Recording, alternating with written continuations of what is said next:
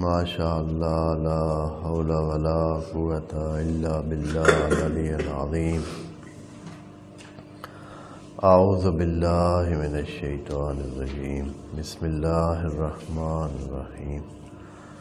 الحمد للہ وکفی والصلاۃ والسلام علی عبادہ الذین اصطفی، اما بعد فرب اشرح لی صدری ویسر لی امری واحلل عقدۃ من لسانی یفقہوا قولی وقل رب ادخلنی مدخل صدق واخرجنی مخرج صدق واجعل لی من لدنک سلطانا نصیرا۔ بسم اللہ وباللہ وتوکلت علی اللہ۔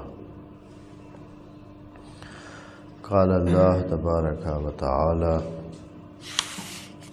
فی سورۃ البقرہ آیت نمبر 232۔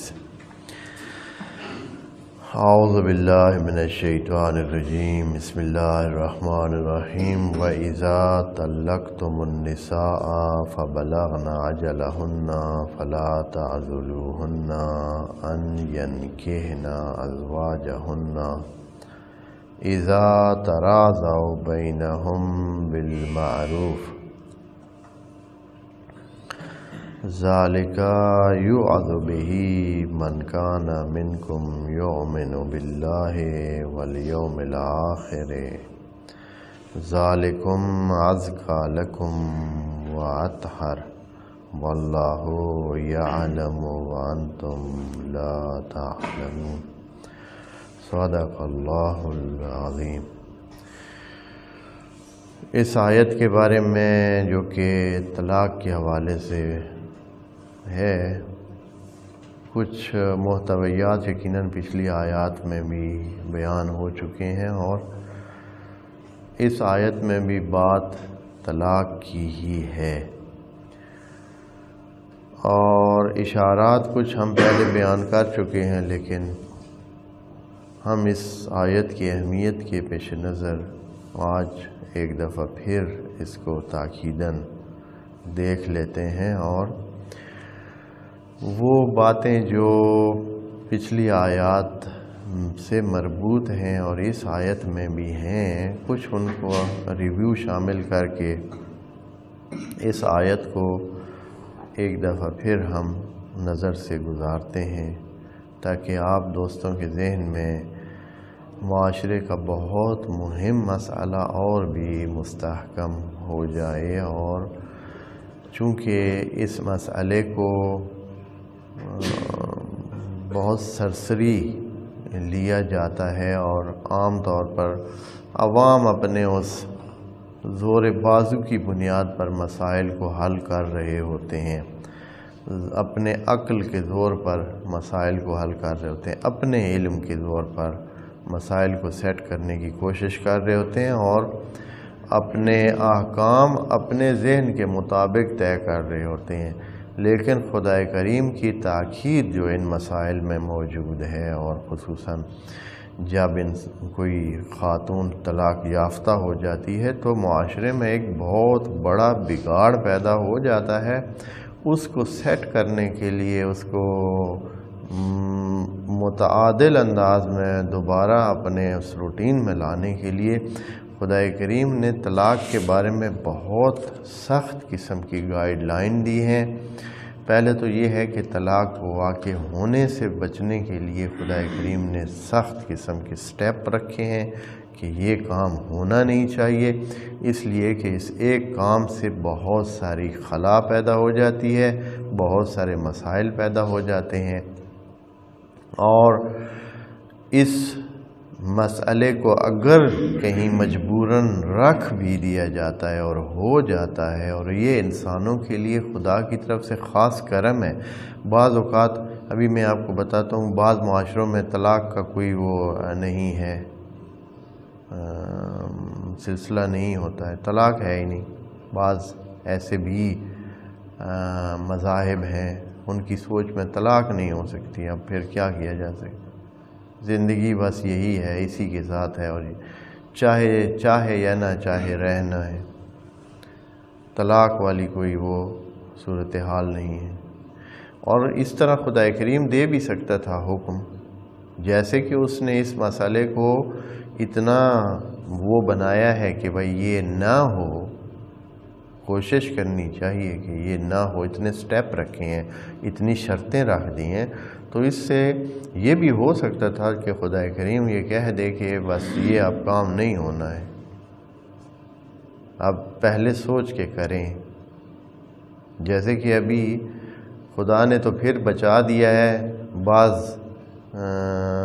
انسانوں نے اس میں دخل دے کر کیا کیا ہے، اس مسئلے کو جس کو خدا نے بچانا چاہا ہے اور اس کو واقع نہیں ہونے دینے کے لیے کتنے سٹیپ رکھ دیے ہیں اور کتنی سختیاں رکھ دی ہیں، بعض انسانوں نے آ کر کیا کیا ہے، اس مسئلے کو اور طرح کر دیا ہے، اور طلاق ثلاثہ کے واقع ہونے کے جو قائل ہیں انہوں نے ایک دم خدا کے اس بنائے ہوئے سیٹ کو اور اس کو کہ وہ جو ایک پورا ایک ٹائم لگتا تھا اس عمل کو واقع ہونے کے لیے، اس کو ایک لمحے پہ لے آئے ہیں، اور اس کا نتیجہ یہ ہوا ہے کہ اب خرابیاں اتنی ہیں کہ لوگ جو ہے وہ بعد میں پشیمان ہوتے رہتے ہیں، اور بعد میں بعض لوگ اسلام سے نکل جاتے ہیں صرف اسی بنیاد پر کہ وہ یہ کیا طریقہ ہے بھائی، ہاں یہ کوئی مناسب طریقہ نہیں۔ بہرحال تو اب آپ دوستوں کو پہلے بھی میں بتا چکا ہوں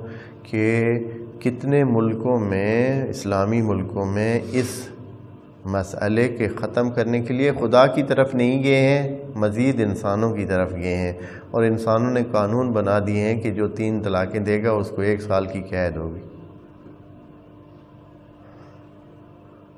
یعنی خدا سے بھی زیادہ سیانے نکلے ہیں کون؟ ہمارے یہ انسان، کہ بھائی خدا کریم نے ایک قانون بتایا ہے اس پہ عمل نہیں کر رہے ہیں، اس کو تو کہتے ہیں کہ چاہے اس میں وہ شرطیں جو اللہ نے رکھی ہیں وہ پوری نہیں ہیں پھر بھی یہ ہو جائے گی، اب ہونے کے بعد اس کو حل کیا کرے، مسئلہ تو مصیبت تو بن جائے گی، اب مصیبت کو کیسے ٹالیں؟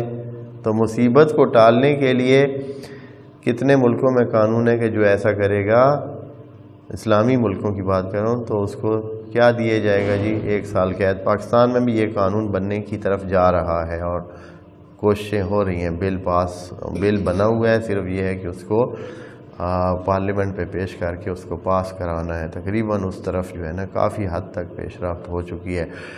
ہندوستان میں جو برسر اقتدار پارٹی ہے اور جو ہندوؤں کی نمائندہ جماعت ہے، اور ہندو تقریباً اس میں زیادہ وہ اثر و رسوخ رکھتے ہیں اور اپنے ہندو مذہب کو آگے پیش رفت کی طرف لے جا رہے ہیں، انہوں نے اور ان کا سربراہ جو مودی ہے، ابھی بھی وزیر اعظم بھی ہے اس ملک کا، یہ مثال دے رہا ہوں، ہمیں ان کے سیاسی مسائل سے کوئی تعلق نہیں ہے کہ وہ اچھے ہیں یا برے ہیں یا جیسے بھی ہیں، مسئلہ یہ ہے کہ وہ مسلمان خواتین کو بار بار یہ یاد کراتا ہے اپنی تقریروں میں کہ یہ میرا احسان سمجھیں کہ میں نے آپ پر 3 طلاق والی تلوار کو ہٹایا ہے۔ مسلمان خواتین کو وہ بار بار کہتے ہیں، کیونکہ انہوں نے یہ قانون پاس کرا دیا ہے، ہندوستان میں یہ قانون پاس ہو گیا ہے کہ 3 طلاق اگر کوئی دے گا تو اس کے لیے سزا رکھی ہوئی ہے یا اس کے لیے کوئی علاج اور سلسلے رکھے ہوئے ہیں جو انہوں نے ایک پاس کرا کے اس کو، یعنی 3 طلاقوں کا مسئلہ ختم کروایا ہوا ہے کہ کوئی بندہ ایک دم 3 طلاقیں نہیں دے سکتا ہے، کہ اس کے نتیجے میں پھر اگلے پروسیس جو ہے وہ شروع کرا دیتے ہیں لوگ۔ تو اس مصیبت سے مسلمان عورتوں کی جان چھڑائی ہے، تو مسلمان عورتیں کتنی جو ہے وہ ہوں گی یقیناً جو اس عمل سے، مودی کے اس احسان سے جو ہے نا وہ کیا ہیں، خوش ہیں۔ وہ جو اللہ نے بتایا تھا اس کو چھوڑ کر آخر مودی کے ذریعے سے اپنا مسئلہ حل کروایا۔ کیوں؟ اس لیے کہ درمیان میں کچھ مسلمان حکمرانوں نے کیا کیا ہے، اللہ کے قانون کو بدل کر اپنا کہہ دیا ہے قانون، کہ طلاق جو اللہ نے کہی تھی کہ نہیں ہو سکتی ہے، نہیں ہوتی ہے اس طرح، طلاق کے درمیان میں سٹیپ ہونے چاہیے اور عدت درمیان میں ہونی چاہیے، عدت کے بغیر ممکن ہی نہیں ہے۔ اور عقل بھی کہتا ہے کہ جب ایک طلاق ہوتی ہے تو اس کے بعد طلاق ہو گئی ہے تو پھر اب جب تک نکاح نہ ہو دوسری طلاق ہو کیسے سکتی ہے؟ دوسری طلاق کس چیز کی بنیاد پر بندہ دے رہا ہے؟ دوسری طلاق جو ایک طلاق تو چلے نکاح پر ہو گئی، فوراً جو دوسری دفعہ لفظ طلاق بندہ کہتا ہے وہ کس بنیاد پر کہہ رہا ہے؟ وہ تو ابھی طلاق یافتہ ہے وہ خاتون۔ آپ کی نظر میں اگر طلاق پہلی ہو گئی ہے، کمپلیٹ ہو گئی ہے، تو وہ تو طلاق یافتہ ہو گئی، ختم ہو گئی، اب نکاح ہی نہیں ہے، دوسری طلاق دے کس بات پر رہا ہے؟ تو جو خدا کا قانون ہے قرآن میں وہ یہ ہے کہ اس کے بعد دوسرا نکاح ہوتا ہے، دوسرے نکاح کے بعد پھر طلاق ہوتی ہے، پھر تیسرا نکاح ہوتا ہے، تیسرے نکاح کے بعد تیسری طلاق آخری، وہ طلاق حرمت ہے، سمجھیں، وہ طلاق نہیں ہے۔ حقیقت میں کیا ہے؟ طلاق حرمت۔ خدا کریم نے اس لیے کہا ہے کہ الطلاق مرتان، طلاقیں دو ہیں، تیسری کو طلاق مت سمجھیں، تیسری طلاق نہیں ہے، وہ حرمت ہے۔ اب جب یہ مسئلہ ہو جائے تو اس کے بعد خدا نے اس مسئلے کے بعد والے مسائل کو بھی اگنور نہیں کیا ہے، نظر انداز نہیں کیا ہے کہ اب اگر طلاق ہو گئی ہے ایک خاتون کی تو معاشرے میں اس کے ساتھ کیا برتاؤ کرنا چاہیے، اس کے ساتھ اس کو کیسے ہینڈل کرنا چاہیے۔ ایک خاتون تھی، اس کا سرپرست تھا، وہ محسنہ تھی، یعنی اس کا حصار تھا، اس کی چار دیواری تھی، اس کی حفاظت اور اس کے نان نفقے کا انتظام موجود تھا۔ اب وہ اس چھتری کے نیچے سے ہٹا دی گئی ہے، اب وہ چھتری میں نہیں ہے، اب اس کے حفاظت کا وہ سلسلہ نہیں ہے جو شوہر کے ساتھ ہوتا ہے، اس کے ساتھ نان نفقے کا وہ سلسلہ نہیں ہے جو پہلے تھا۔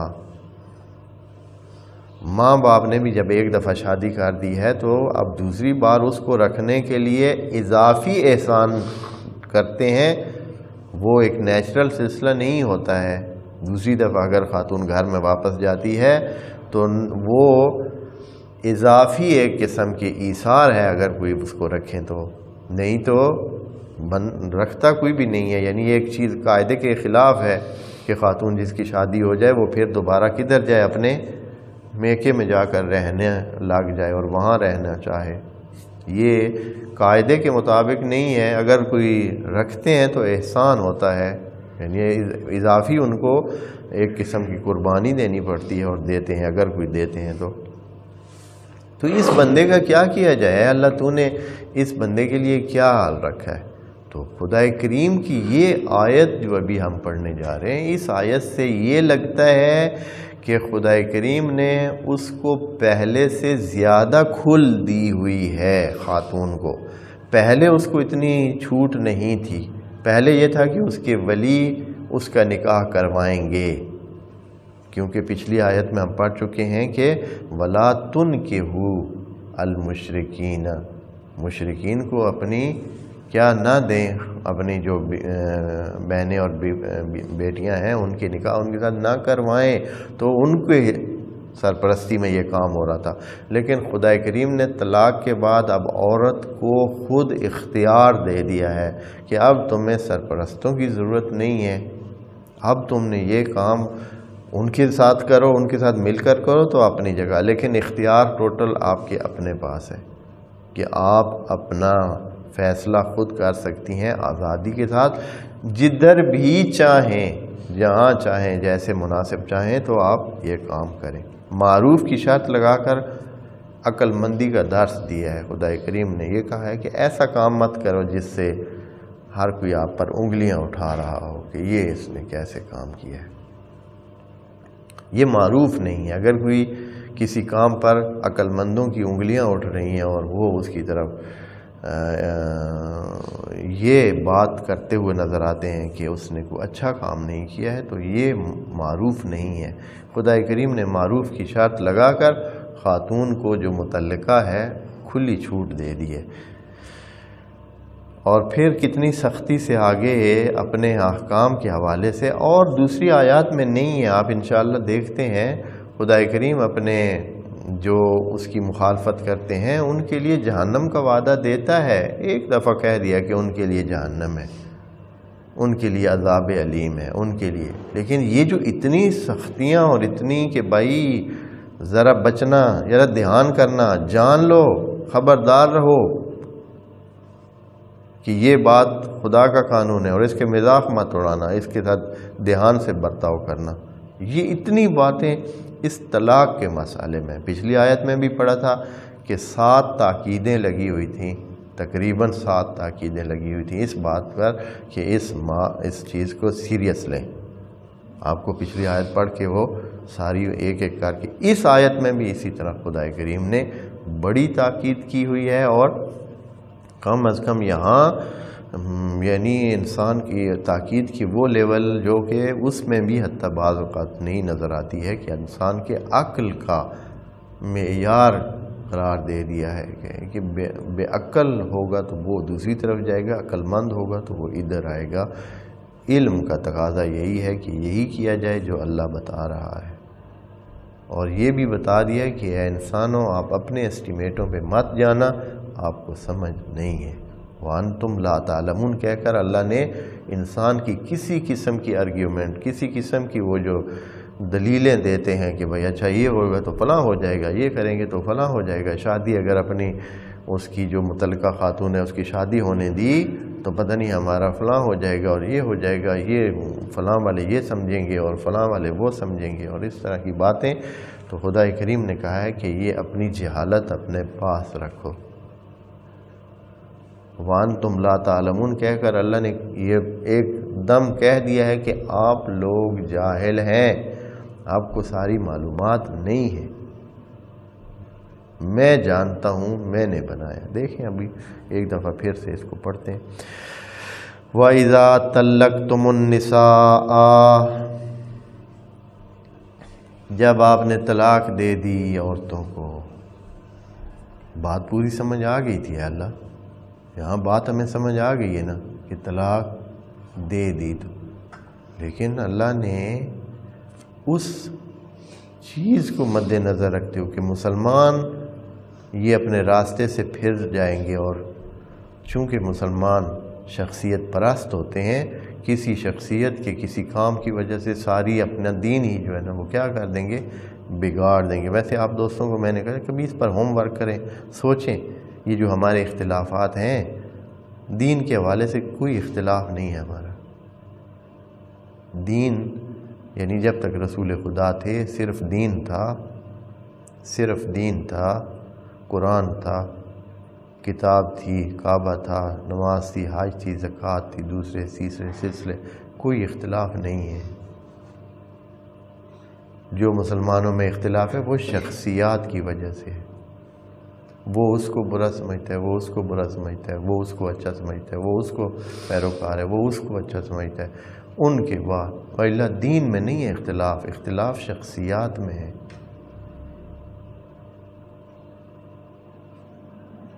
دیندار شخصیات میں وہ سمجھتے ہیں کہ وہ فلاں والے زیادہ دیندار تھے، وہ فلاں والے زیادہ دین کے خیر خواہ تھے، وہ سمجھتے ہیں کہ وہ فلاں والے زیادہ دین کے خیر خواہ تھے، وہ سمجھتے ہیں کہ وہ رسول سے بہت قریب تھے، وہ سمجھتے ہیں کہ وہ والے جو ہے نا وہ رسول کے بہت قریب تھے. یعنی اسی بات پہ لڑائیاں ہیں. وہ کہتا ہے کہ تو میری مان، وہ کہتا ہے کہ میں تیرے نہیں مانتا ہوں، میں اپنی مان، تو میری مان. ہاں، اور یہ ہے کہ اپنے پہ بھی گزارا نہیں کر رہے ہیں. بھائی ٹھیک ہے آپ سمجھتے رہیں، خیر ہے، اپنے پاس رکھیں، ٹھیک ہے. نہیں، وہ دوسرے اس چیز کو مانیں، نہیں مانتے تو ہمارا ان کا کیا ہے، اختلاف ہے. ہم آپس میں پھر لڑتے ہیں، اسی بات پہ لڑائی ہے، کوئی اور لڑائی نہیں. ابھی آپ جو بھی ابھی لڑائی ہیں یا مشاہد مشکلات ہیں کہ فلاں نے اس کو برا کہہ دیا، فلاں نے اس کی توہین کر دیا، فلاں نے اس کو کم کہا ہے، فلاں نے اس کو ایسے کہا. بھائی دین کدھر ہے؟ دین وہ پیچھے رہ گیا. بھئی ان سب شخصیات کو ایک سائڈ پہ رکھیں، جب صرف دین کو دیکھیں تو مسلمان سب بالکل وہی چیز قائل ہے. سارے قرآن کو مانتے ہیں، اللہ کو مانتے ہیں، رسول کو مانتے ہیں، قبلے کو مانتے ہیں، نماز کو مانتے ہیں، روزہ مانتے ہیں، حج مانتے ہیں. کیا ہے؟ فروعات دین کو مانتے ہیں، اصول دین کو سارے ایک جیسا مانتے ہیں، سارے مسلمان. اختلاف کہاں سے شروع ہوتا ہے؟ شخصیات سے۔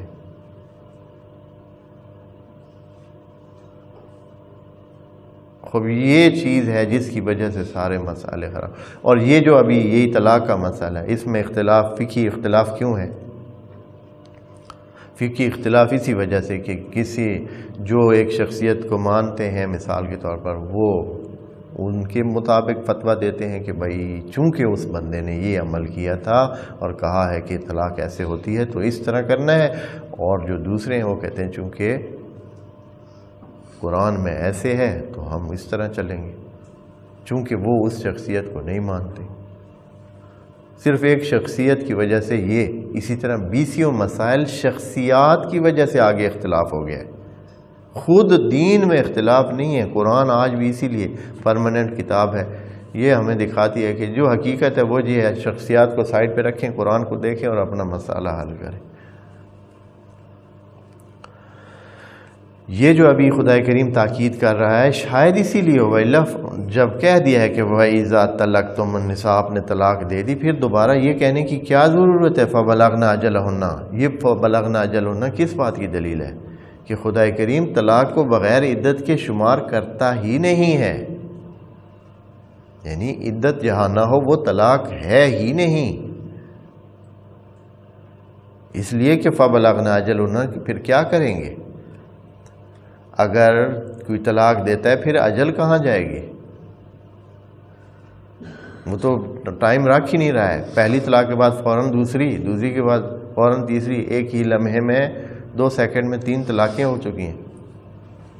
خدا کریم فرماتا ہے فَبَلَغْنَ أَجَلَهُنَّ، یعنی خدا کی نظر میں اجل کا ہونا بہت ضروری ہے، یعنی عدت کا ہونا بہت ضروری ہے، تب کہا ہے کہ پھر وہ اپنی اجل کو پہنچ جائیں، عدت والی اجل کو۔ تو اب کیا ہے جی، جب یہ صورتحال ہو جائے، خدا کریم کے قانون کے مطابق کوئی طلاق ہو گئی اور اس کی عدت بھی پوری ہو گئی، اب ذرا الفاظ دیکھیں، فَلَا تَعْضُلُوهُنَّ، آپ لوگ رکاوٹ مت بنیں، سختی مت کریں ان خواتین پر۔ عزلہ کا معنی سختی سے کسی کام سے روکنا یا سختی کے ساتھ برتاؤ کرنا کسی کا۔ کیا ان ینکحن، آگے لفظ دیکھیں، ان ینکحن ازواجہن، کہ وہ اپنے شوہروں سے شادی کریں۔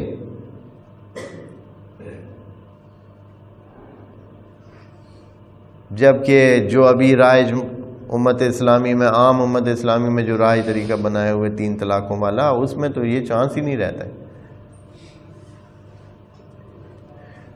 جب وہ کہتے ہیں کہ 3 طلاقیں دیں، ختم ہو گئی بات، فوراً سب چیز، تو پھر یہ اللہ کی آیت پر کیسے عمل کریں گے؟ اللہ فرما رہا ہے کہ نہ روکیں ان کو دوبارہ۔ ازواجہن، ازواجہن کا کیا مطلب؟ کون سادہ سی عربی ہے؟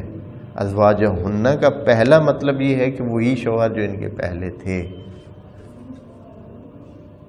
انہی کے ساتھ شادی کرنے میں ان کو نہ روکیں، انہی کے ساتھ نکاح کرنے میں نہیں روکنا ہے۔ فَلَا تَعْضُلُوهُنَّ أَن يَنكِحْنَ أَزْوَاجَهُنَّ، البتہ آگے خدا کریم اِذَا تَرَاضَوْا بَيْنَهُمْ بِالْمَعْرُوفِ، جب صحیح انداز میں آپس میں راضی ہو چکے ہوں۔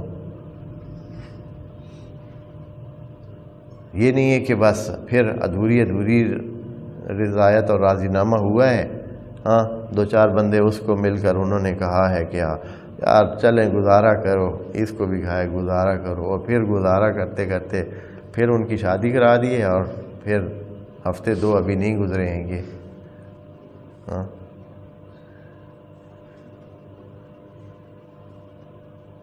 دیکھا ہے کہ وہ جس کی وجہ سے پہلے اختلاف ہوا تھا وہ تو ادھر ہی پڑا ہے، اور اس نے کہا تھا کہ ادھر یہ چیز مت رکھو، ہاں پھر اس نے ادھر رکھی، جب شادی دوبارہ ہو کر کے دیکھا کہ وہ چیز ابھی ادھر ہی پڑی ہے۔ یا یہ کہ اس نے کہا تھا کہ مثلا روٹی اس طرح پکائی کرو، ہاں اب جو دوبارہ شادی ہو کر گئی ہے تو پھر گیا دیکھے روٹی پکا کے اس نے رکھی، پھر وہی روٹی، تو اس نے کہا کہ پھر وہی روٹی وہی اسی طرح پکا کے دی ہے۔ یا یہ ہے کہ مثلا شوہر تھا، وہ اختلاف کی وجہ وہ دیر سے آتا تھا، پھر دیکھا کہ اگلے دن شادی دوسری ہوئی ہے، پھر دیکھا کہ شوہر تو اسی ٹائم پھر آیا ہے، پھر اس سے لیٹ آیا، پہلے سے بھی 5 منٹ زیادہ لیٹ آیا، یا اسی گلی سے آیا جس سے اس نے منع کیا تھا کہ اس گلی سے مت آیا کرو۔ ہاں وہ پھر اسی سے آیا ہے، دیکھا تو پھر وہ اختلاف ہو سکتے۔ بس وہ خدا کریم فرمایا کہ جب اذا تراضوا بینہم بالمعروف، عقل مندانہ حساب سے آپس میں رضایت کی لیول بنی ہو، یعنی سچ مچ صحیح والی سمجھداری کے انداز میں انہوں نے یہ کام شروع کیا ہو دوبارہ آپس میں جڑنے کا۔ یہ ازواجہن، اس کا پہلا تو وہی شوہر ہیں جو پہلے والے ہیں، لیکن یہ جب ان کے ساتھ شادی ممکن ہے، دوبارہ نکاح کی بات ہو رہی ہے، تو دوسرے شوہروں کے لیے تو اور بھی زیادہ آسانی ہے۔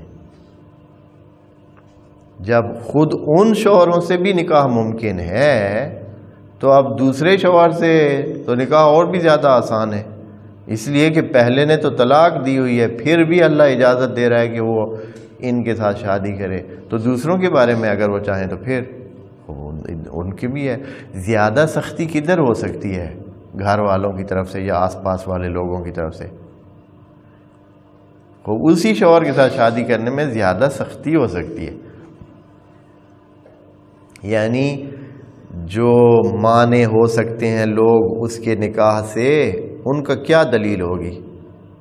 یہی کہ بھائی ابھی تمہیں اس نے طلاق دی ہے، پھر تم اس کی طرف جا رہی ہو، پھر اس کے ساتھ نکاح کر رہی ہو، پہلے دیکھا نہیں ہے کیسا ہے وہ بندہ کہ اب پھر جو ہے تم اس کو اوکے کر رہی ہو اور اس کے ساتھ نکاح کر رہی ہو۔ تو اس لیے ازواجہن کا ذکر کیا ہے، لیکن دوسرے خود بخود ہی اس میں آ سکتے۔ ازواجہن ویسے جو ہے وہ عام اس میں ہے، یعنی کوئی بھی ہو سکتا ہے، لیکن ہن کی ضمیر اس کے ساتھ جڑی ہوئی ہے، پہلا درجہ انہی شوہروں کو ہے جو پہلے سے ہیں، یعنی ان کے ساتھ بھی شادی کرنے میں کوئی رکاوٹ نہیں ہے۔ بالمعروف، اور یہ معروف طریقے سے، اگر بالمعروف متعلق ہو سکتا ہے 2 چیزوں کے، ہاں جی، ینکحنا بالمعروف او اذا تراضوا بینہم بالمعروف، کہ رضایت بالمعروف ہے یا نکاح بالمعروف ہے، یعنی اور دونوں کے ساتھ بھی ہو سکتا ہے کہ دونوں ہی اس کے متعلق ہوں کہ وہ کام بھی بالمعروف ہونا چاہیے، یعنی نکاح کا انداز بھی معروف ہونا چاہیے اور صحیح طریقے سے اور مناسب انداز میں، اور اگر رضایت کی لیول ہے تو وہ بھی معروف ہونی چاہیے۔ یہاں سے وہ تاکید شروع ہو رہی ہے جس کی بات میں نے دوستوں کے سامنے کی ہے، اور وہ کیا ہے کہ اس کے باوجود کہ یہ احکام فرعی ہیں، فقہ کے احکام ہیں، اور فقہ کے احکام مسلمانوں کو بتائے جاتے ہیں، مومنوں کو بتائے جاتے ہیں، اور کافر مخاطب نہیں ہوتے ہیں اس میں۔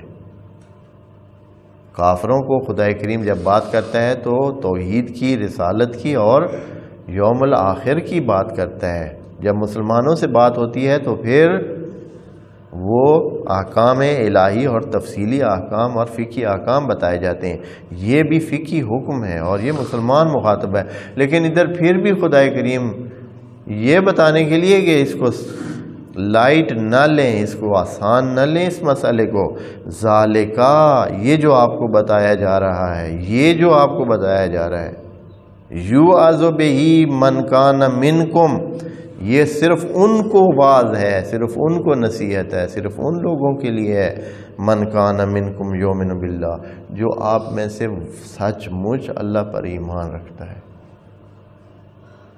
اے اللہ، یہ تو آپ بات ہی مومنوں سے کر رہے ہیں، تو پھر یہ دوبارہ یہ کہنے کی ضرورت کیا ہے؟ تو اس کا مطلب ہے کہ اللہ، یعنی وہ جو عالم الغیب ہے، وہ جانتا ہے کہ یہ معاشرے میں اپنے آداب کے مطابق، اپنے روایات کے مطابق، اپنے آباء و اجداد کے بنائے ہوئے غلط راستوں کے مطابق ہو سکتے چلتے رہیں، تو اللہ نے کہا کہ اگر آپ اللہ کو مانتے ہیں اور یوم الآخر پر آپ کا ایمان ہے، اور یوم الآخر کا اشارہ کیوں کیا ہے؟ تو بھائی اس میں سخت عذاب اس کے نتیجے میں آپ کو ہو سکتا ہے، اس کے نتیجے میں آپ کی آخرت خراب ہو سکتی ہے۔ اگر آپ آخرت کے حوالے سے مانتے ہیں تو پھر ذرا دھیان رکھیں اور خدا کے قانون کے مطابق چلیں۔ ذالک یوعظ بہ من کان منکم یؤمن باللہ والیوم الآخر، یہ اتنی تاکید، اتنی سخت بات کہ بھائی مسلمان ہوتے ہوئے پھر بھی آپ کہہ رہے ہیں، جیسے آپ کہتے ہیں کہ اگر آپ میرے، یعنی کوئی باپ ہے اپنے بیٹے کو کہہ رہا ہے کہ اگر تم میرے بیٹے ہو تو ایسا مت کرنا، حالانکہ وہ ہے تو اس کا بیٹا، لیکن پھر بھی وہ کیا کہہ رہے ہیں اسے کہ اگر میرے بیٹے ہو تو ایسے مت کرنا۔ یہ کس بات کی دلیل ہے کہ یہ جو بات وہ کہی جا رہی ہے وہ بات اس لیول کی ہے کہ اگر تم اس سے ہٹتے ہو تو ایسے ہی ہے جیسے تم میرے بیٹے ہی نہیں ہو۔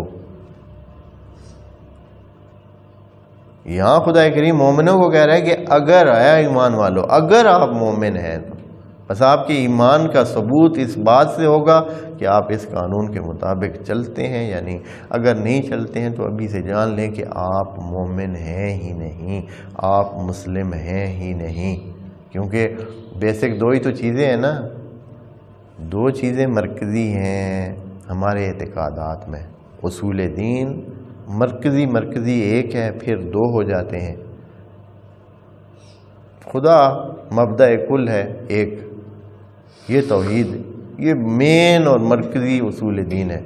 پھر اس کے بعد اول و آخر کو نظر میں جب رکھتا ہے بندہ کہ جب شروع کہاں سے ہوا ہے آخر کیا ہے، تو یوم الآخر اس کے ساتھ آدمی کو یقین کرنا پڑتا ہے کہ بھائی آخر میں بھی ہمارا کوئی سلسلہ ہے، یعنی اول میں بھی خدا، آخر میں بھی خدا سے واسطہ ہے، آئے بھی خدا کی طرف سے ہیں اور جانا بھی اینڈ بھی خدا کی طرف ہے، اس لیے یوم الآخر بھی اس میں شامل ہو جاتا ہے۔ تو یہاں خدا کریم نے اول و آخر دونوں کو رکھ دیا ہے، یومن باللہ والیوم الآخر،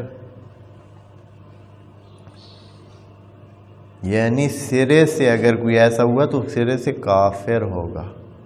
اگر کسی نے یہ بات نہ مانی اور اس کے مطابق نہ چلا تو وہ خدا کریم کے حکم کے مطابق اس آیت میں جو نظر آ رہا ہے خدا کریم اس کو یہاں سے ہی کافر اعلان کر رہا ہے، اور یہ کفر عملی نہیں ہے، کفر اعتقادی کی لیول کی بات ہے۔ ذالکم ازکا لکم واطہر، اور اس پر چلنا آپ کے لیے ازکا بھی ہے اور اطہر بھی ہے۔ زکوٰۃ کا معنی جو ہے وہ کہ مال کے بڑھاوے یا کسی چیز کے بڑھوتری کو کہتے ہیں، تو یہاں زیادہ وہ معنی کرین بنے گا۔ یہ پاکیزگی کا معنی چونکہ ساتھ ہی رکھا ہوا ہے کہ انسانوں کے اندر پاکیزگی کا بھی یہ باعث ہے، یعنی آپ لوگ زیادہ مطہر ہوں گے، وہ خاتون بھی پاکیزہ بھی ہوگی، مطہر بھی ہوگی، اور کیا ہوگی، محفوظ بھی ہوگی۔ آپ لوگ بھی جو ہے بہت سارے محفوظ رہ جائیں گے، کیونکہ ایک خاتون جو بغیر شوہر کے ہوتی ہے، خصوصاً جب اس کو طلاق ہو جاتی ہے، تو وہ بہت ساری خود بھی وہ محسوس کرتی ہے بہت سارے مسائل کو، اور اس طرح غیر محفوظ ہو جاتی ہے، اور اسی طرح معاشرے کے کئی افراد جو ہے وہ ان کے ذہنوں میں بھی کئی وسواس کھڑے ہوتے رہتے ہیں۔ ہاں، پھر جب شادی ہو جاتی ہے تو سارے کیا ہو جاتے ہیں، سب اپنے اپنی جگہ پہ سیٹ ہو جاتے ہیں کہ بھئی اب وہ شوہر والی ہو گئی ہے، نہیں تو کتنے لوگوں کے ذہنوں میں کیا وسواس کیا ہیں چلتے رہتے ہیں۔ تو یہ خدا کریم فرما رہا ہے اطہر، یہ آپ کی پاکیزگی کے لیے، ذہنی پاکیزگی کے لیے بھی یہ مہم ہے کہ اس خاتون کا جو ہے اگر وہ کہیں شادی کرنا چاہتی ہے تو اس کو کرنے دیں۔ یہ آخری جو ہے اس سوال کا جواب جو ذہنوں میں چلا جاتا ہے کہ اے اللہ ہمارے سامنے جو حالات ہیں، جیسے یہی بات کی جاتی ہے حالات اجازت نہیں دیتے، ویسے ہم چاہتے ہیں کہ جو اللہ نے کہا ہے ہونا اسی طرح چاہیے، لیکن حالات ایسے نہیں ہیں، یعنی اے انسان تو اپنے ذہن کے مطابق حالات کو جانچ پڑتال کر رہا ہے۔ خدا کریم کہہ رہا ہے کہ میں چلا رہا ہوں جہان کو، حالات کا سیٹ کرنا وہ میری ذمہ داری، اور مجھے پتہ ہے کہ کہاں سے کیسے ہونا ہے، کیا ہوتا ہے کیا نہیں ہوتا ہے، اور کر ہی میں رہا ہوں۔ سارا نظام ہی میں سیٹ کر رہا ہوں۔ تو آپ اس فکر میں جا کر کہ بھائی اچھا نہیں یہ فلاں ہو جائے گا اور یہ ہو جائے گا اور اس طرح پیش آ جائے گا اور ناک کٹ جائے گی اور پتہ نہیں، یہ تو پھر ان کے تھلے لگنے والی بات ہے۔ کہ اگر پھر سے شادی ادھر کراتے ہیں تو کس طرح، یہ ایسے جملے کہہ کرنا، وہ اپنی سیٹسفیکشن کے لیے، اپنی تسلی کے لیے ایسے جملے کہہ کر خود کو راضی کر لیتے ہیں اور دین خدا سے پھر جاتے ہیں۔ یہ اکثر ہمارے اکثر کاموں میں ایسے ہی۔ یہ کیوں ہو رہا ہے بھائی؟ یہی چلتا ہے، اب یہی ہے، اب اس کے علاوہ کیا ہے، ہم کیا کریں؟ تو کوئی اس طرف جانے کے لیے اپنی بس بھائی یہی چلتا ہے، اسی طرح ہی ٹھیک ہے، یہی آ رہا ہے، سب ایسے ہی کرتے ہیں، فلاں نے ایسے نہیں کیا، فلاں نے ایسے نہیں کیا، سب یعنی اس طرح کے کہہ کر وہ خدا کے قانون سے ہٹ جاتے ہیں لوگ۔ واللہ یعلم وانتم لا تعلمون۔ انسانوں ذرا دھیان رکھنا کہ اللہ کے مقابلے میں اپنے علمی شخصیت کا اظہار مت کرنا کہ بھائی اچھا آپ کو پتہ ہے اور اللہ کو پتہ نہیں ہے۔ حقیقت جو ہے وہ یہ ہے کہ اللہ کو پتہ ہے اور انسان کیا ہے؟ لا علم ہے، جاہل ہے، اور یہاں تو اللہ اس کی تصدیق بھی فرما رہا ہے۔ اس لیے کہ انسان کا واقعہ اگر تھوڑی دیر کے کوئی بیٹھے تو جب سب سے بڑا عالم ہے اگر وہ اپنا آپ حساب لگائے تو اس کو کاکھ کا بھی پتہ نہیں ہے۔ یہ جو کاکھ ہوتا ہے نا، کاکھ سچ والا کاکھ، اس کو دے دیں، کہیں گے اس کاکھ کی حقیقت بتاؤ، اس کے بارے میں ساری تفصیل بتاؤ۔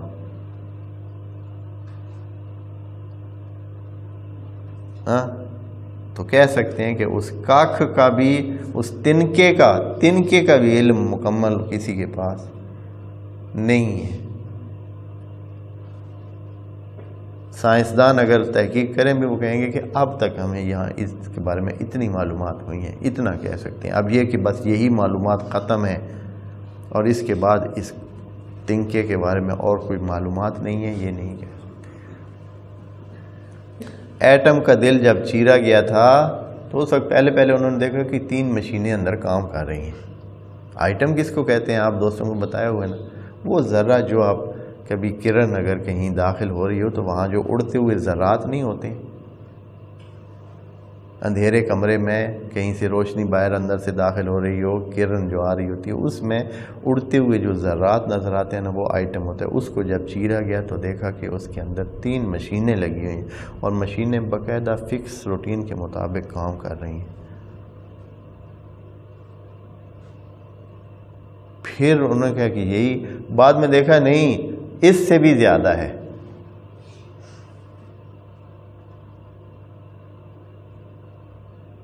ابھی کہاں پہنچ گئے ہیں، اور چیز اتنا جو ہے، اتنی دقت کے ساتھ اس لیول کی کس کے پاس معلومات ہے؟ صرف اس انگلی کی ایک پور کو بھی ابھی تک سائنسدان پوری طرح نہیں جان پہچان کر سکے۔ جس دن جان جائیں گے تو بنا لیں گے۔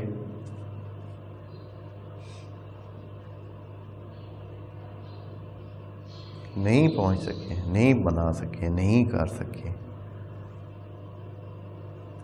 بہرحال تو واللہ یعلم وانتم لا تعلمون، اللہ نے بالکل مطلق کہہ دیا ہے کہ اللہ جانتا ہے مطلق ہر چیز کو، اور انسانوں کے بارے میں کہا کہ لا تعلمون مطلق، مفعول تو ذکر نہیں کیا نا کہ لا تعلمون الحساب یا لا تعلمون المنطق یا لا تعلمون النحو یا لا تعلمون الفلاں یا لا تعلمون مثلا فزیاء والکیمیاء، یا کوئی بات تو نہیں کہی، کہا کہ لا تعلمون۔